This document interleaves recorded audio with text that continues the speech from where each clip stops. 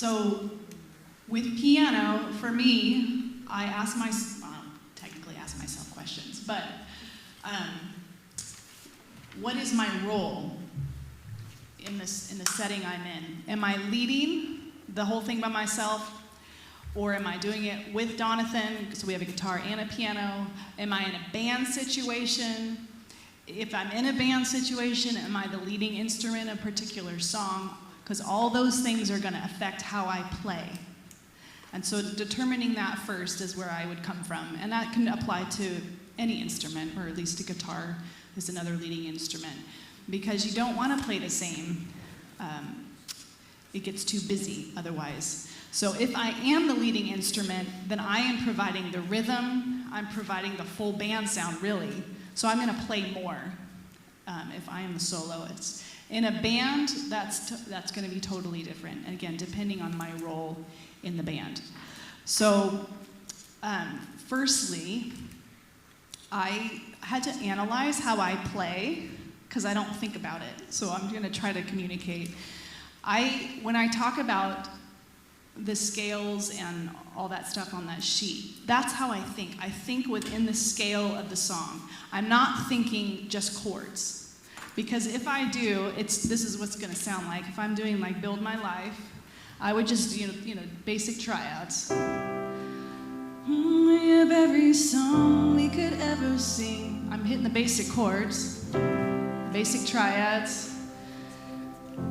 Now we were in a worship leaders conference once where Danny Donnelly was doing a guitar workshop, and he talked about vanilla chords.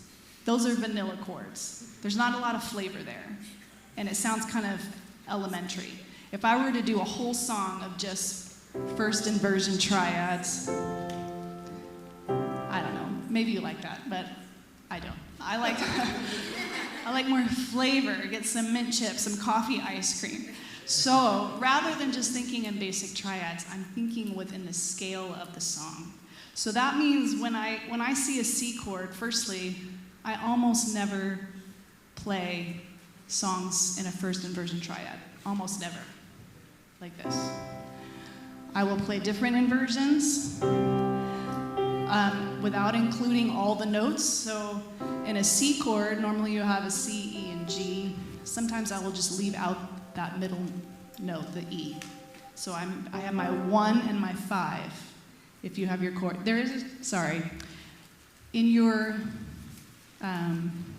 packet, I think it was the second page where it has, that's it, constructing chords.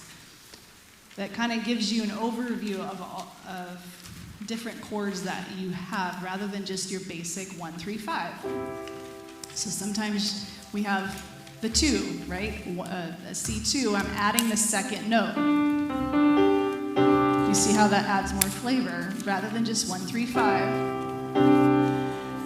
So on that, the thing that I would utilize the most are probably 2 chords and major 7s.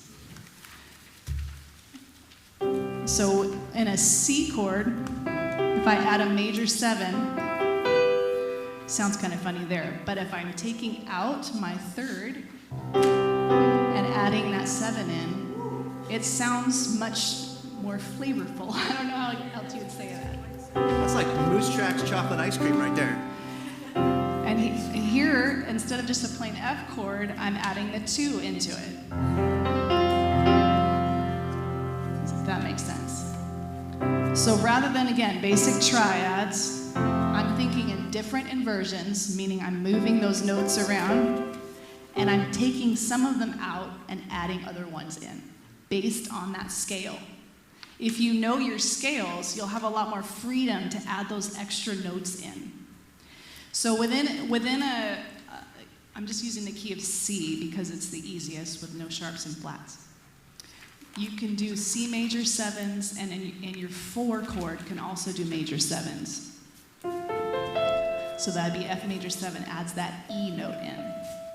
You can't do that with the 5 chord because the major 7 on a 5 chord is not in the scale of C. So, and if you notice, I also won't move my hands around a lot. I don't like doing, like hopping around. To me, that also sounds a little elementary. Now, again, you can have a totally different style than me. I'm just sharing what I do. So beyond my chord structure, then it's like, well, how am I going to play this? There's multiple ways I could play Build My Life. I could just hit the downbeats. Ooh, look at the screen. Oh.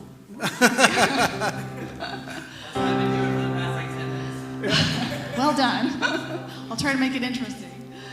Worthy of every song we could ever sing. I could just hit the downbeats. Worthy of all the praise we could ever bring. And I might do that if I were in a band situation where the guitar is the leading instrument. I could just hit the downbeats. Or maybe I'm the leading instrument in a band, and so I want to add some rhythm into it. So then I would add the quarter notes. Worthy of every song we could ever sing. Worthy, get that?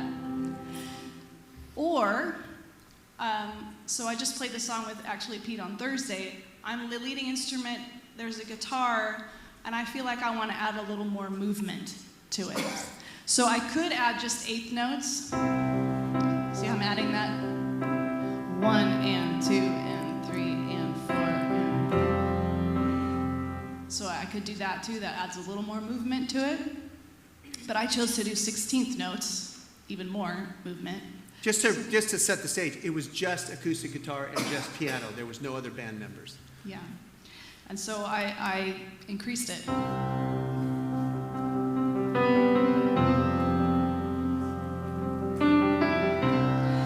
So I don't have to play the whole chord when I'm doing that. In fact, I wouldn't want to. That gets too muddy. If you notice, I'm just doing a repeated pattern. I have the 1, I have my C, that's my root note. I have a G, which is the 5th, and then I'm adding in that major 7th. And I'm keeping that repeated pattern in my right hand while my bass is what's changing the chord, really.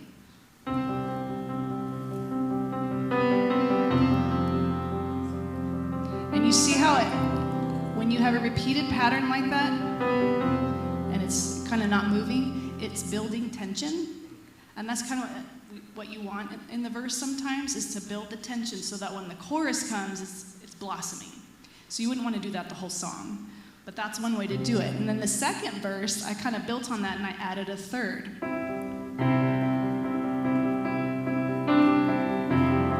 So it kind of adds a little more. Just add a few little melody notes.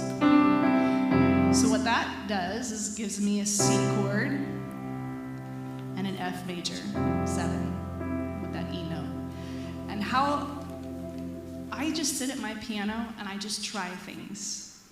So I don't have like a formula. I just mess around and I like, oh, I like that. And then I add on to it. And it's not hard. You're just keeping the same pattern. What I will say for piano, guitar, or anything, the two most important things, which are probably super obvious to you, hitting right notes and timing. Timing. If you're trying something you think it sounds really cool, but you're not on the metronome, don't do it. Simplify. Always simplify. Simple is better than wrong timing, because it throws off the congregation, it throws off your band, and then people start being like sitting on the edge of their seats, really worried for you. And that's not what we want. We want to be confident in that we're leading. So whatever it takes on stage to be comfortable and confident, that's where you land at. But when you're at home practicing, push yourself to get to that place wherever it is. Yeah. Anyway. I think that a big key here too is, and she referenced it, and I'm just going to reiterate, and that is know what setting you're going into, because in the band setting, the piano has to be simpler. Yeah.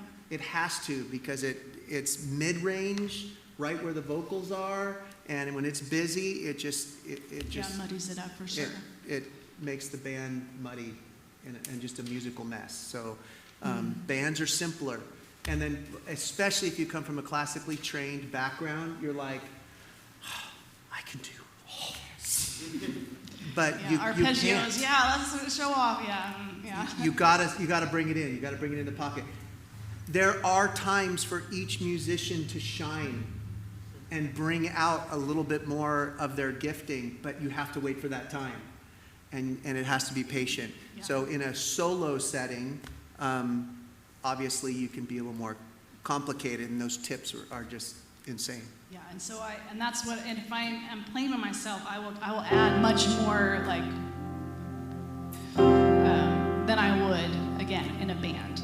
Especially when you're talking about the songs that, you know, I don't know, Raise a Hallelujah, you know, the upbeat, fast ones. The piano's role is mostly gonna be texture.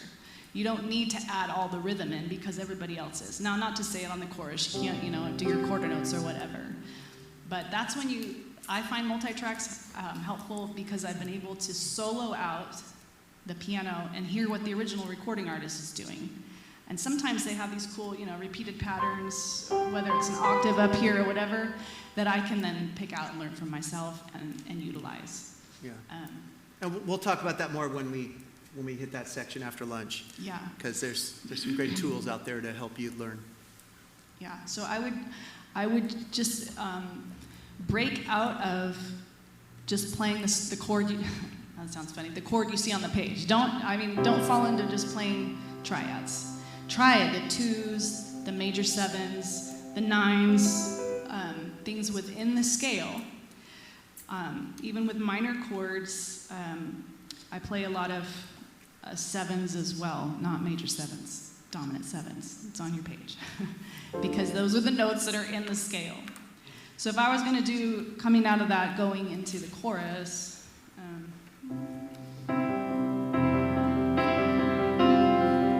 sorry.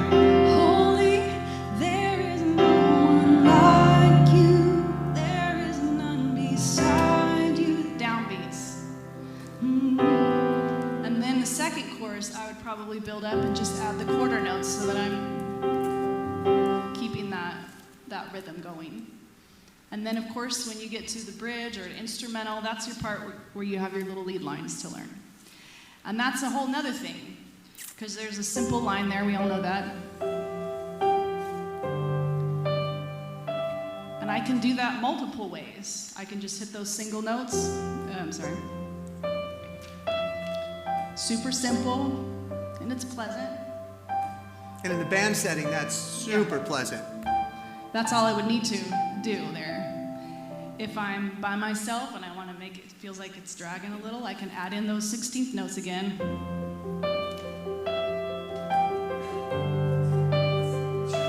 It's just a repeated pattern. But if you practice it, it becomes very natural, and it's just the same thing over and over and over and over again. It is, yeah. But again, with a metronome, like if that gets off time, it sounds really muddy. Or as you build, you know, that line continues as you sing through the bridge, then you can do the octaves. So you're increasing your dynamic.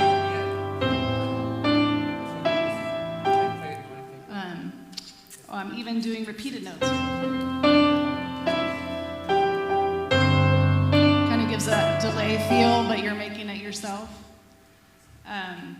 So you just don't, when you're approaching a song, you want to try not to do it the same the whole way through. You want dynamic. You want it to build, to go somewhere, and then to drop back down or whatever. So you're approaching it that way. You heard us say, reference a flower blossoming.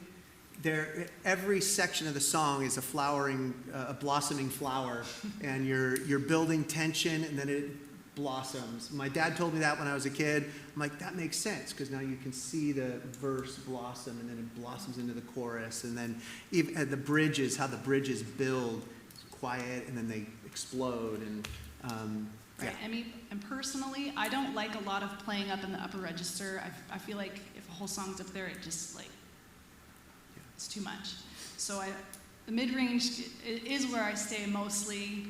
But when you get to those bridges where you want to build, then you jump that octave so that you're adding that extra layer. So that you got a full band range of frequency, but not to stay up there the whole time. I don't think personally. If I'm playing a song with Jonathan and he's leading, then I'm not so much a rhythm instrument, at least at the beginning. Then I can add those little tasty, whatever things, And again, that's where knowing your scales helps, because then you're free to kind of do some improv stuff and not be afraid that you're going to hit some funky note, because you know what notes are available to you, and you can just kind of free flow with it, or just make things up at home and practice it and memorize it until you get it. Well, hey, do you have another? Yep. Yeah. So this is something that covers all of our instruments, but our modern worship music has been sculpted already. These parts have been arranged by really good musicians that have full-time jobs doing this, and the recordings are amazing, right? So I'm always one that's like, why recreate the wheel? Let's go see what the original does. And unless you guys are writing your own music, you guys have these resources, and the YouTube button is like rather amazing. So that's just step one, where you can, and everybody is really open about sharing their thoughts on how the song should go, which makes it really hard sometimes because you don't know who the original is. Everybody wants to get famous and get money off their views. So you got to find who is the original artist. I think of the electric guitar guy from Hillsong with the dreads. The guy years ago started showing how he does the songs. Yeah, tutorials. Find the tutorials. And even if you don't copy it exactly, it's just you're understanding what they're doing, and it gives you ideas. Yes. I found a lot that repeated patterns are great. Yeah. Trying to think of. So for gratitude, the original is, it's in 6/8 time, and it's got the finger picking with the guitar. So I'll do that if I'm on guitar. But if I'm on piano, I want to recreate that sound, so I don't have to just do those block chords. And so again, you're just repeated patterns. The only thing that's changing is the bass.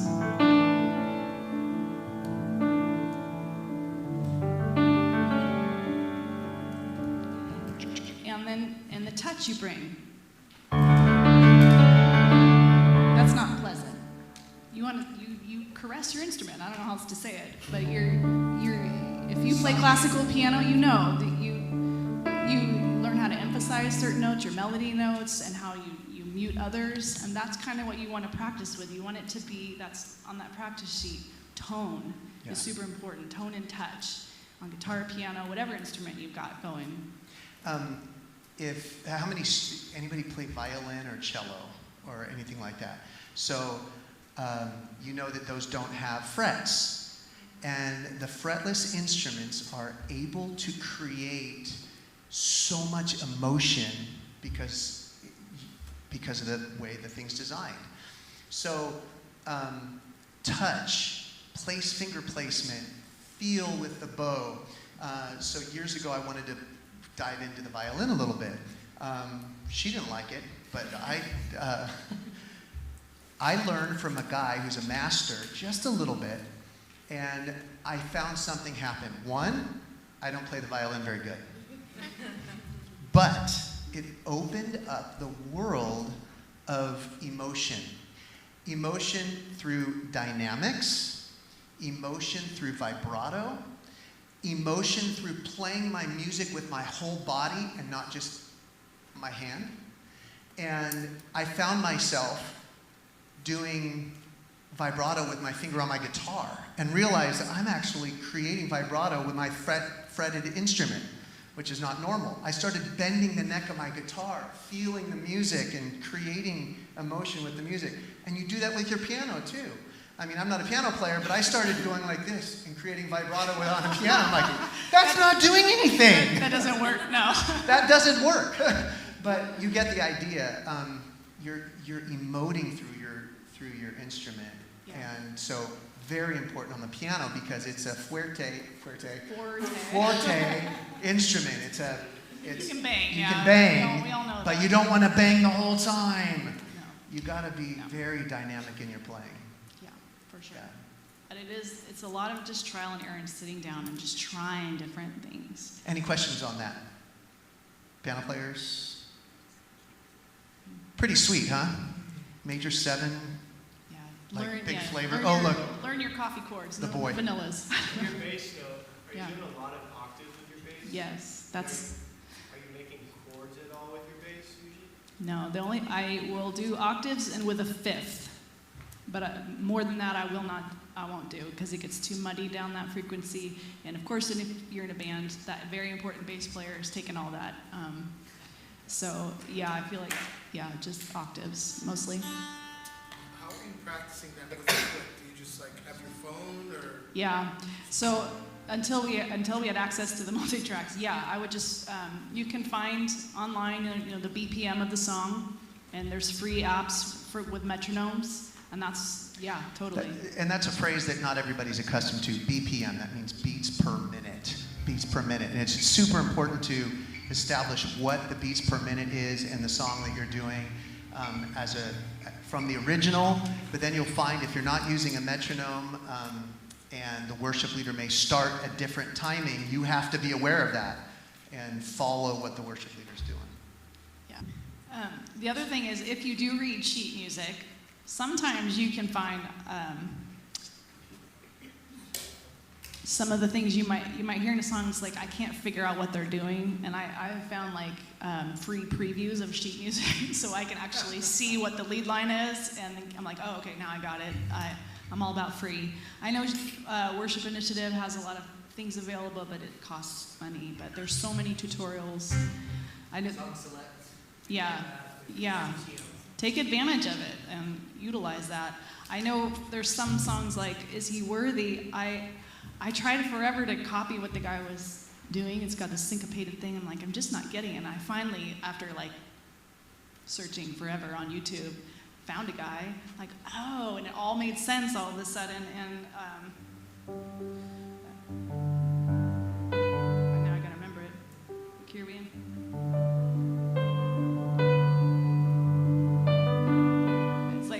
Bass was doing just a simple thing, and the right hand was syncopated. And You can keep doing that. That was like divine. No, and so when I saw it, it's like all of a sudden it made sense, and then I was able to copy that. So there's so many tutorials online.